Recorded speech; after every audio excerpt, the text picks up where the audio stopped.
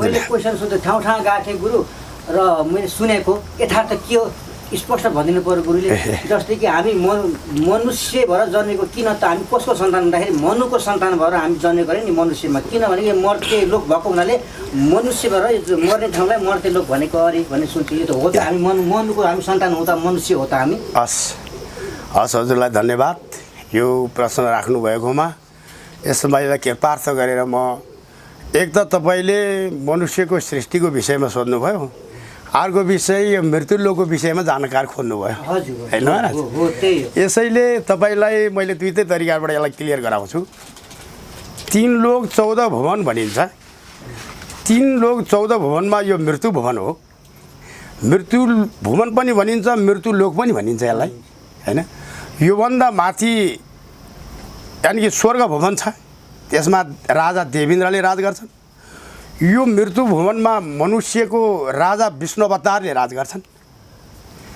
त भन्दै यो रह्यो मनुष्य मनु भइकन मनुष्य मृत्युलोक भएको रहेछ भन्ने कुरोलाई तपाईँले नबुझिकन आखिर यो 3 लोक 14 भुवन मध्येमा कैलाश भुवन, ब्रह्मा भुवन, विष्णु भुवन, इन्द्र भुवन, तपो भुवन, गोलोक भुवन, हाम्रो ऋषि भुवन, यावत भुवन जस्तै सूर्यलोक हुँदै यो पनि मृत्यु भुवन यानि कि मनुष्य बस्ने भुवन। यस्तै तल पाताल यानि कि पातालमा पनि मय दानवहरूको भुवन यानि कि यसलाई 14 भुवन भनिन्छ।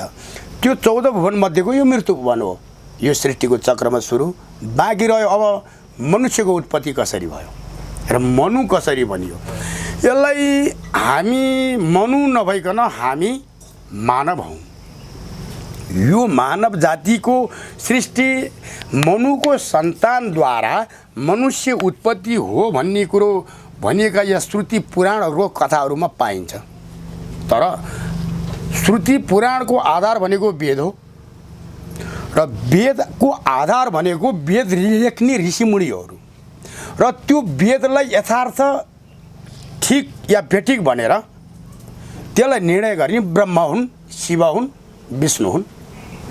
कृतार्थ रूपले भन्दाखेरि वेद उत्पत्ति हुनुभन्दा अगाडि मनुष्यको उत्पत्ति भएको हो। क्लियर कट सुन्नुहोस्, पहिला त याद आउनु पर्यो तपाईँहरू, वेद उत्पत्ति पहिला भयो कि पृथ्वी उत्पत्ति भयो? याद आउनुहोस्, जड कुरा याद छ।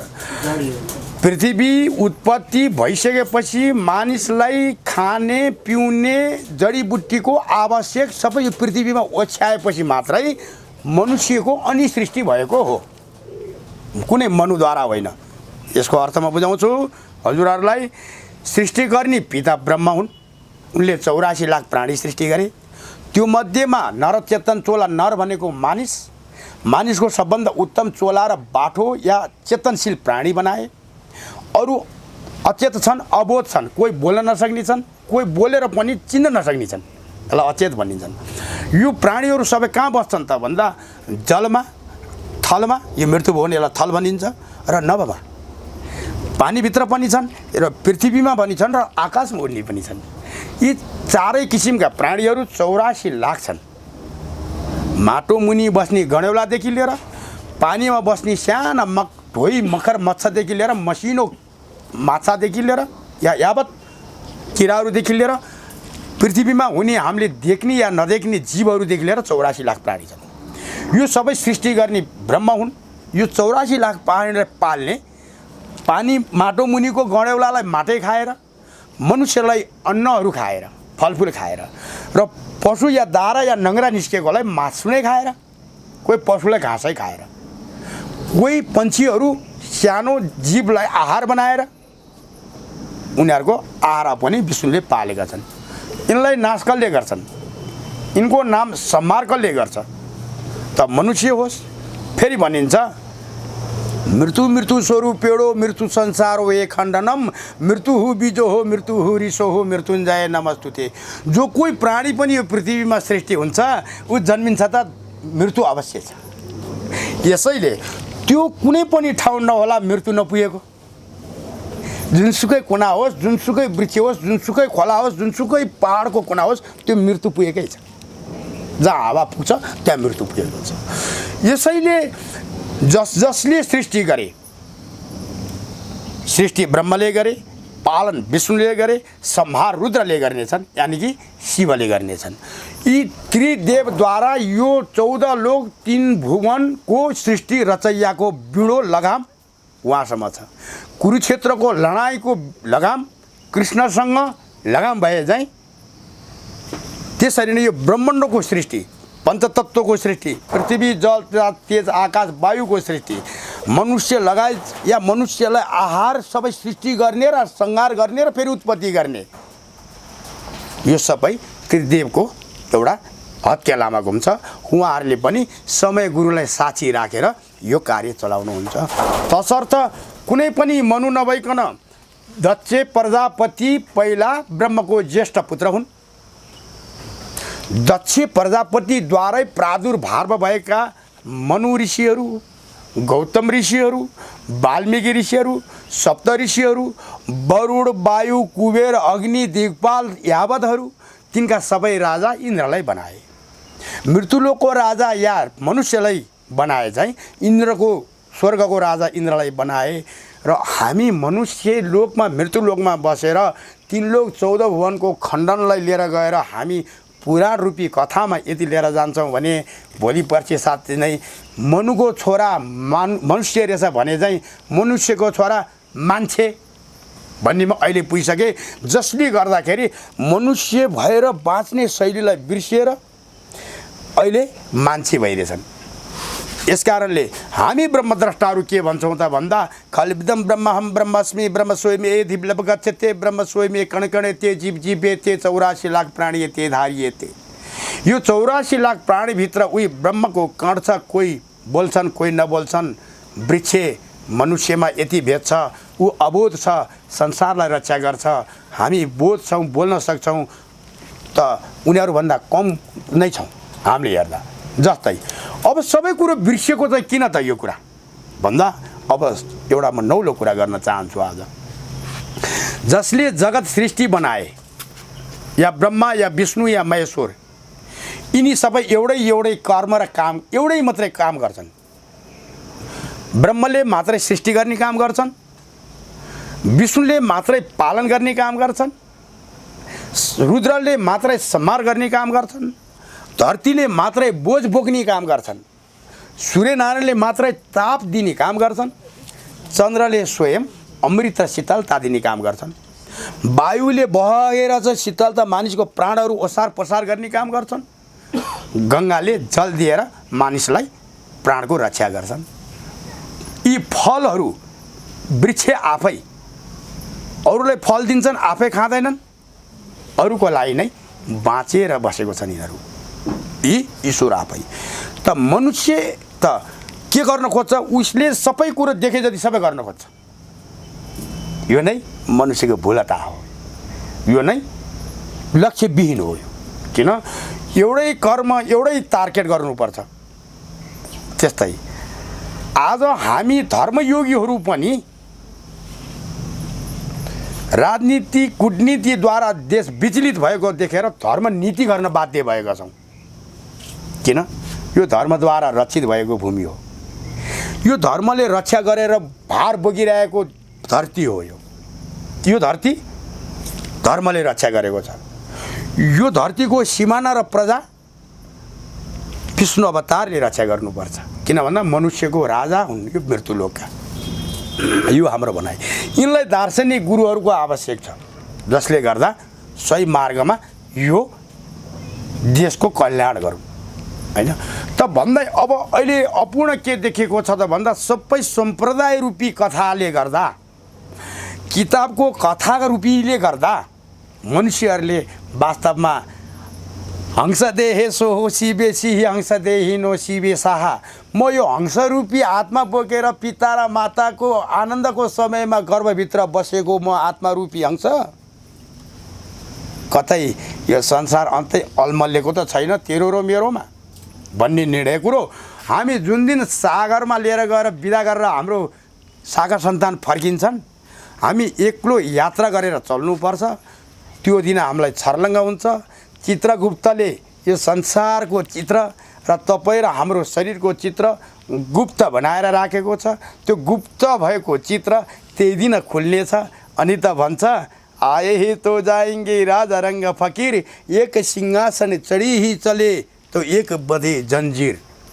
एक जंजीर बन्ने अवस्थाको जसले पापाचार, दुराचार, भ्रष्टाचार, अत्याचार, बलात्कारको बाटोलाई अपनाएर हिँडेको छ, त्यो व्यक्ति जंजीर बाँधेर मा रौरव रूपी कुण्डमा, मा भैतडी रूपी पासोमा पासोमा रुनै पर्ने हुन्छ।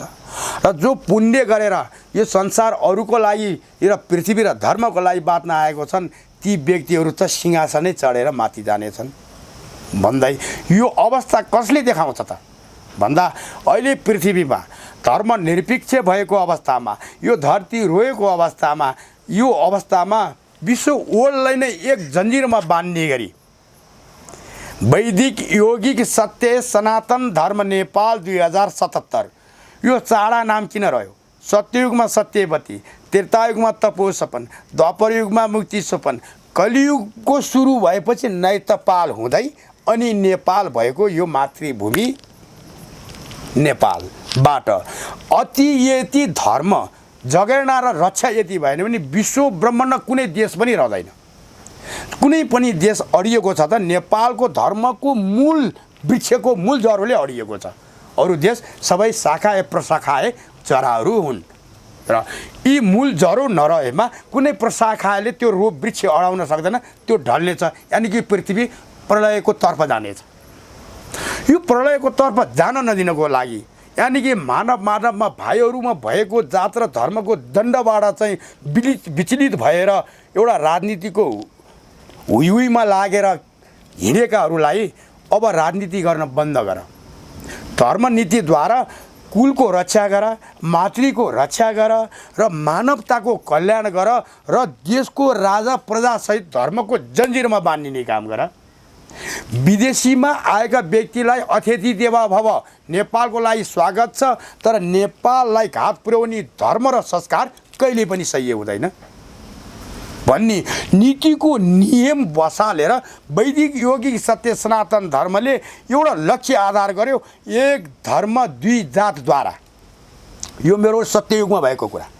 जब त्रेतायुगमा भयो, सागर मथन हुँदाखेरि दानव र देवतामा को बलियो हो भनेर भन्दा देवता र दानव मथन गरेर उनीहरूको दुईटैको जय नि जय र विजय पनि भएन। एउटा तारकासुर नाम दानवले अमृतै खाएर भए पनि दानव कुलको रक्षा गर्दै गयो र दानव र मानवको कुस्ती पर्दै आयो।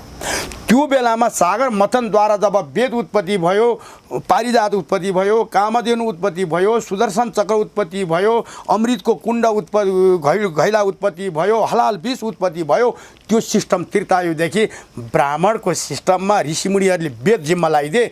अनि ब्राह्मणले पहिला त्यो वेदको चाहिँ पारङ्गित हुनुपर्ने ठाउँमा क्षेत्रीय ब्राह्मण वैश्य शूद्र भनेर भाग लगाए। यो चार जाति 36 वर्ण फेरि पृथ्वीनारायण शाहको पालासम्म नि चल्दै आयो। अहिले त्यो विखण्डन यो धरतीलाई चिराफारा पार्ने नै यो जात र धर्म भयो। यो धरती चिराफारा गर्न नदिनको लागि, यो धरती एक हो भनेर फेरि एकमुष्ट गर्नको लागि हामी एक धर्म दुई जातले यो पृथ्वीलाई शान्तिको भाष र शान्तिमय नेपाल, रामराज्यमय नेपाल बनाउनको लागि नारीबाट महिला भएर अत्याचारमा परेको नारीहरूलाई देवयानी यानी कि देवीको स्वरूप नारी हो र देवताको स्वरूप पुरुष हो, यो देवताको स्वरूप हो भनेर चिनारी गर्नको लागि हामी तत्त्वदर्शीहरू, ब्रह्मद्रष्टाहरू वेदभन्दा माथि, किन यो वेद लेख्नुको आवश्यक किन थियो?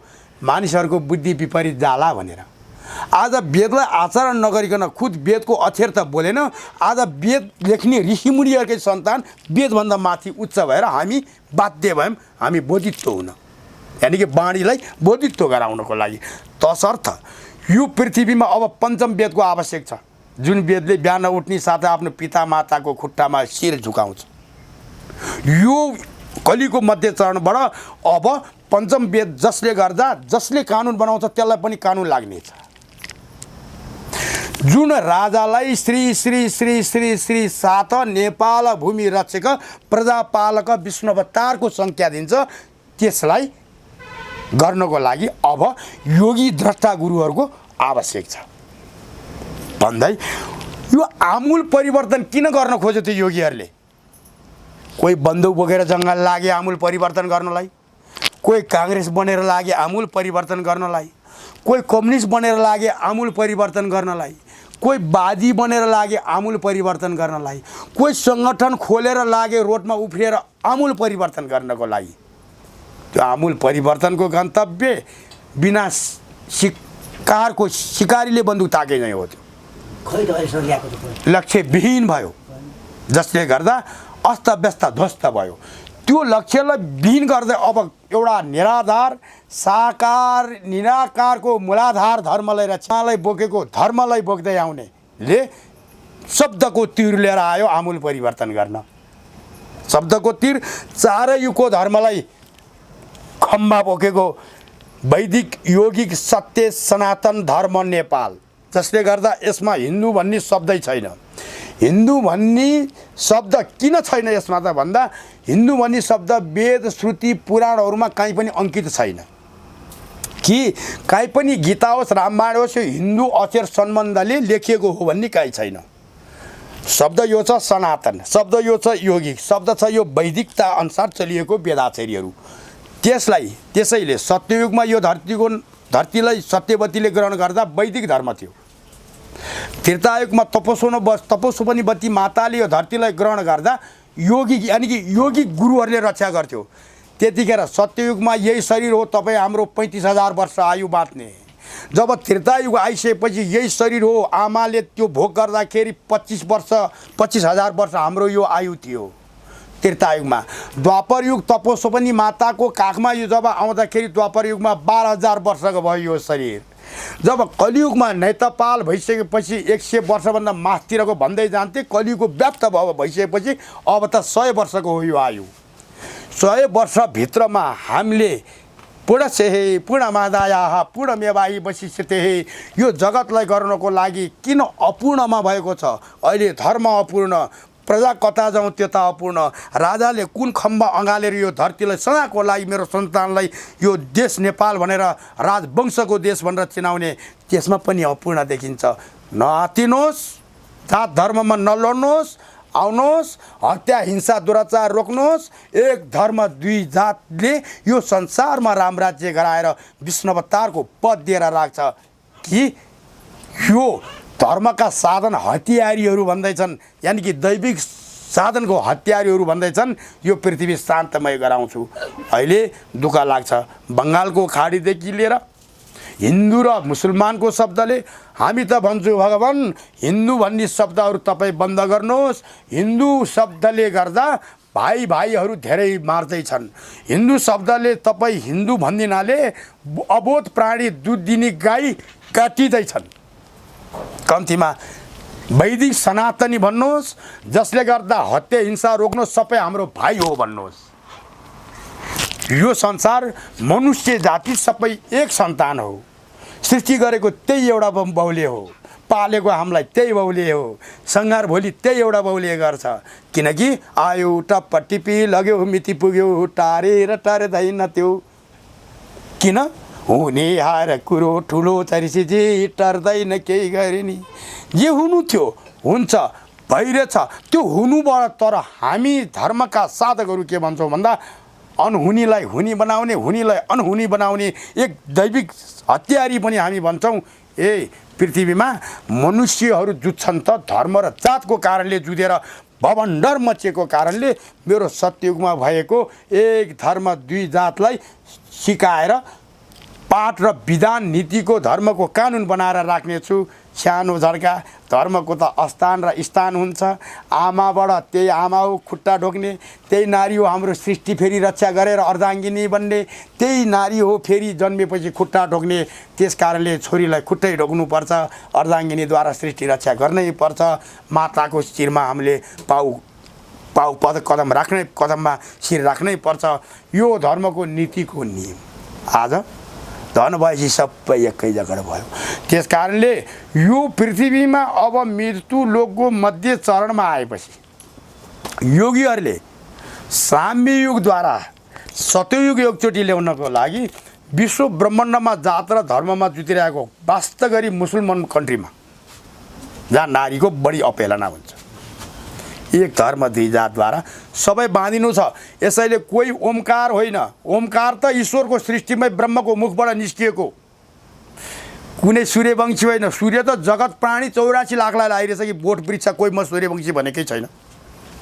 किन हामी पुरुष जाति एको ही धर्म द्वितीय नास्ति। यदि दुईटा धर्म थियो त अनेक थियो भने धरती पनि अनेक भएको देखाउनु पर्थ्यो। एउटै धर्म भएर एउटै धरती भएको। ईश्वरहरू पनि एउटै काम गर्छन्, मनुष्यहरू चाहिँ के गर्छन् थाहा छ? धेरै गर्न खोज्छन्, एकै दिन एकैचोटि धेरै गर्न खोज्छन्, 100वटा गर्न खोज्छन्। त्यसैले एउटा पनि पुग्दैन, विचलित हुन्छन् अनि भन्छन् विनाशकाले विपरीत बुद्धिको विषयमा गएर अरूलाई बहिर भाव देख्छन्। रावण रूपी मनलाई चाहिँ ग्रहण गरेर सबैलाई रावण चाहिँ गर्छन्।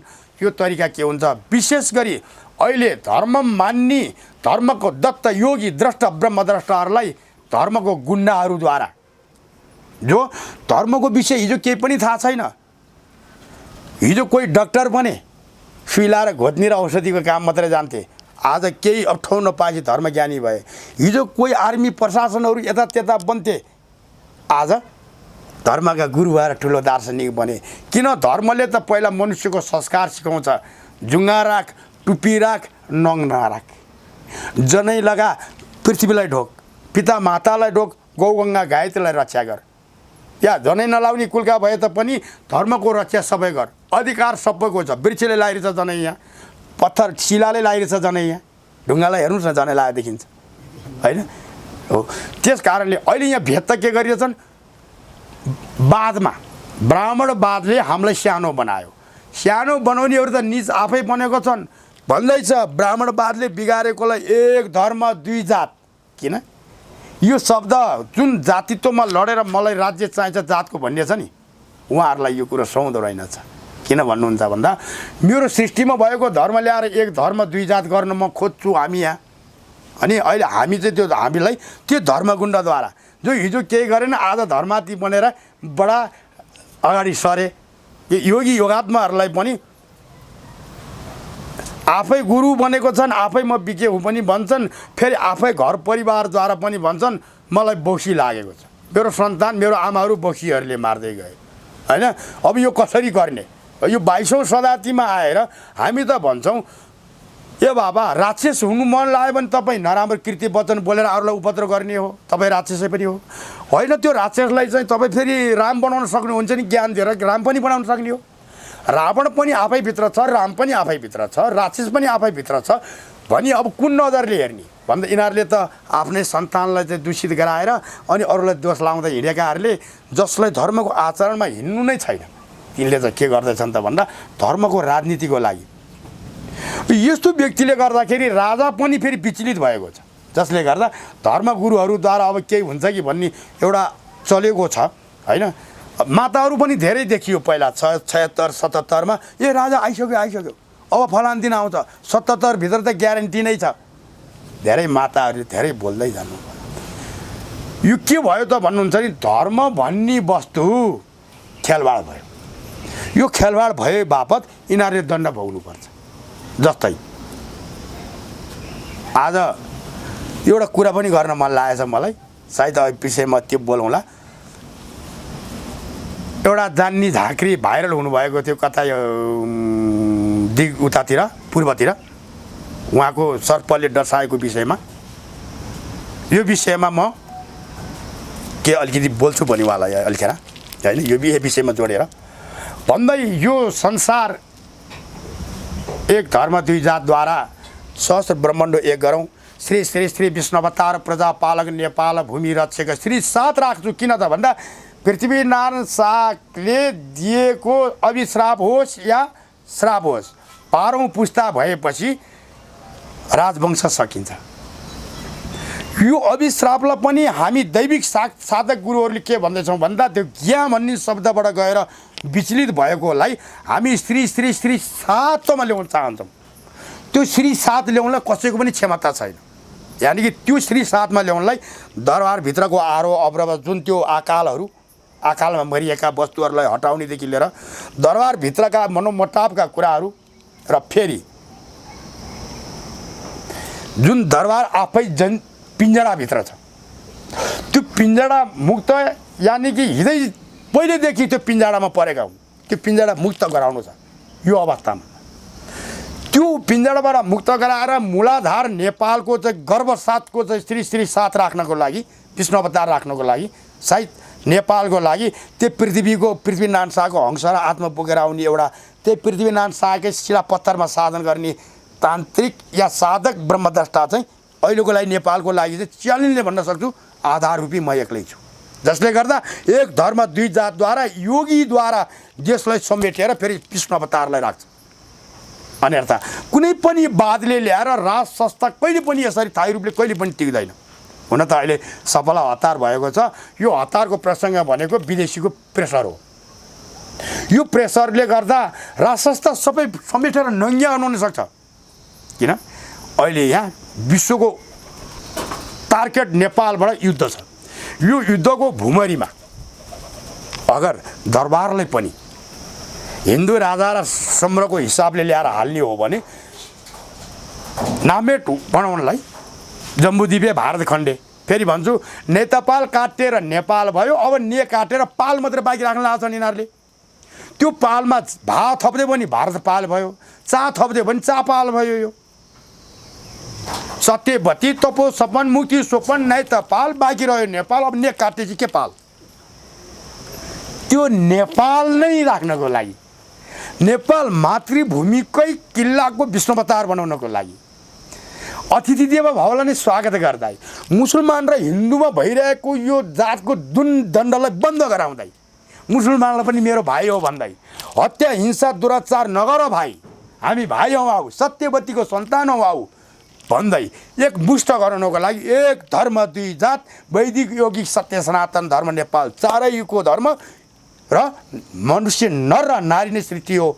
शिव र के भन्दैछु यो आधार शक्ति बिना शिव अधुरो, यानी शक्ति बिना नारी बिना पुरुष अधुरो भन्नु खोजेको चाहिँ शक्ति बिना शिव अधुरो, शिव र शक्ति बिना जगत अधुरो, शिव र शक्ति या जगत बिना तपाईँ हामी अधुरो। अब बात नखोजेको कहाँ भन्दा एक धर्म दुई जातले ब्रह्माण्डलाई शान्ति फिर्नको लागि यो अवस्थामा धर्म निरपेक्ष भएको अवस्थामा विराज्यको मुलुक भएको अवस्थामा यो योगीहरू राजनीति कूटनीतिले देशलाई भयखालामा हालेको अवस्थामा यो योगीहरू बाध्य भयो कि अब धर्मको राजनीति गर्न। धर्मको नीतिद्वारा पहिलेदेखि नै सत्ययुगदेखि नै चलिआएको नीति अब पृथ्वीमा लागू हुन्छ र गराउनेछौँ। यो गराउनको लागि भारतको लाल किल्लाबाट पनि बोल्नेछौँ हामी। एक धर्म दुई जात जुन अहिले जुन भमण्डर मचिरहेको छ यो इन्डियाको कुनामा हिन्दू र मुसलमानको चाहिँ घर आगा लागि भइरहेको छ, यसले सबैलाई साम्य बनाउँछ भन्दै तपाईँले जुन कुन सुन्नुभएको हामी मनुको सन्तान, यो मृत्युलोक भनेको त मनुको सन्तान भएर मृत्युलोक भनिएको हो भन्ने प्रसङ्गलाई पनि अलिकति स्पष्टीकरण, किनकि हामीलाई सृष्टि गर्ने ब्रह्मा हुन्, मनु होइन। मनुलाई पनि सृष्टि गरेको ब्रह्मलाई नै हो। त्यसै कारणले हामीले हजुरबाउ र जिजुबाउलाई मात्रै बुझेर हुँदैन र हामीले पुस्ताना मूल धर्मलाई नै बुझ्नुपर्ने हुन्छ भन्ने प्रसङ्गले गर्दा आखिर यो मृत्युलोक भनेको नि 14 लोक मध्येमा एक मृत्यु भुवन परिरहेछ। यसमा मनुष्य राजा र मनुष्य बास गर्दा रहेछन् भन्ने कुरो क्लियर बुझ्नुभयो होइन। यानि कि अब मनुको सन्तान नभइकन त्यो मनुलाई पनि सृष्टि गर्ने चन्द्र सूर्य वरुण वायु अग्निलाई र देखभालदेखि सबै सृष्टि गर्ने पनि ब्रह्मै रहेछन् भन्ने कुरो पनि बुझ्नुभयो। यसैले यो कोही सृष्टिकर्ता पिता ब्रह्मा द्वितीय नास्ति, यो कोही पालनकर्ता विष्णुदेव हे द्वितीय नास्ति, यो कोही संहारकर्ता रुद्रदेवो द्वितीय नास्ति।